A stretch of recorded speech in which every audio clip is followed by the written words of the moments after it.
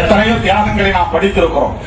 ஆனால் கொலை செய்வோம் என்று எச்சரித்த பிறகு நீ வேட்புமனு தாக்கல் செய்தால் உன் தலை உன் உடலில் இருக்காது என்று எச்சரித்த பிறகு அதை பற்றி கவலைப்படாமல் நான் வேட்புமனு தாக்கல் செய்கிறேன் என்று வேட்புமனு தாக்கல் செய்து தேர்தலை சந்தித்து ஊராட்சி மன்ற தலைவராக வெற்றி பெற்றாரே மேலவரவு முருகேசன்.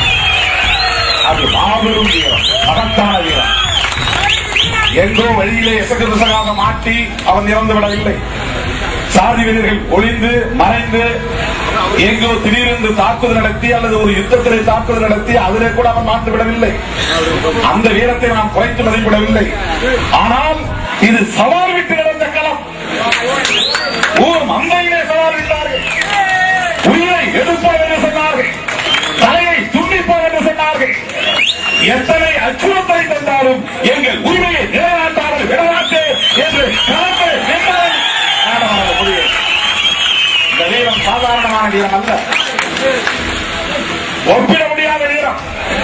தலை போகும் என்று தெரிந்தும் கூட, உயிர் போகும் என்று தெரிந்தும் கூட, குடும்பம் இருக்கிறது என்ற நிலையிலும் கூட, மனைவி பிள்ளைகள் இருக்கிறார்கள் என்ற ஒரு சூழலிலும் கூட மேலவளவு முருகேசன் இந்த முடிவை எடுத்தான் என்று சொன்னால் அவர் செய்திருக்கிற தியாகம் சாதாரணமான தியாகம் அல்ல, அளப்பரிய தியாகம்.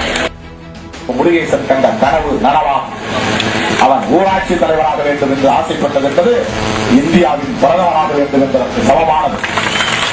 அவன் உள்ளாட்சி தலைவராக வேண்டும் என்று ஆசைப்பட்டது தமிழகத்தின் முதலமைச்சராக வேண்டும் என்பதற்கு சமமானது. இங்கிருந்துதான் அது தொடங்குகிறது.